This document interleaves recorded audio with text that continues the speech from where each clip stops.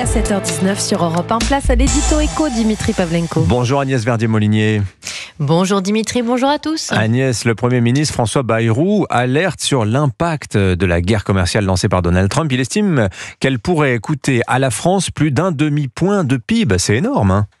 Et oui Dimitri, et c'est d'autant plus préoccupant que nous étions déjà dans une phase de recul de la croissance en 2025 par rapport aux prévisions initiales.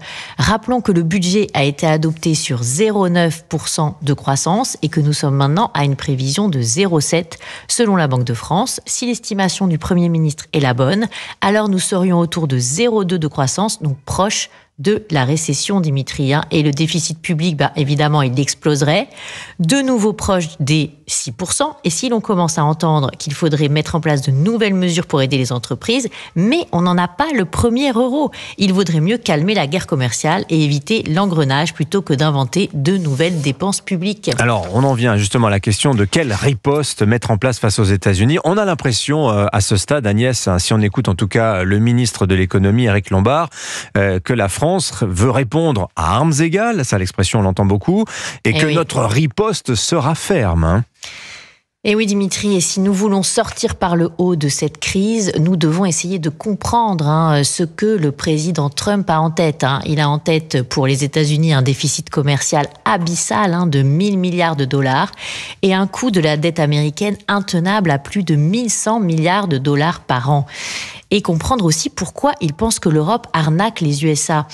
Alors, parce qu'il n'y a pas de TVA aux États-Unis, alors que le taux de TVA dans l'Union varie entre 17 et 27%. Aux États-Unis, je rappelle qu'il y a juste une taxe sur les ventes. Et en deux, il le pense à cause de la taxe GAFA, notamment en France, qui vise les entreprises du numérique américaines, et de l'impôt sur les sociétés minimum de 15% sur les multinationales. Au lieu d'annoncer un recul stratégique sur ces taxes, les Européens parlent au contraire de l'alourdir. Oui, c'est tout l'inverse de ce que font les Anglais, par exemple. Oui, Dimitri, les Anglais ont réussi à obtenir seulement auprès de l'administration Trump 10% de droits de douane en reculant sur leur propre taxe GAFA.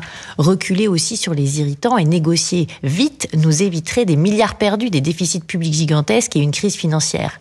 À l'heure où Donald Trump veut nous faire payer le coût de sa dette, c'est le moment de négocier sans nous perdre dans un mauvais œil pour œil, dent pour dent qui empirerait les choses. C'est le moment aussi de nous poser les bonnes questions sur les failles de notre modèle européen, les normes, la fiscalité, la compétitivité, la dette.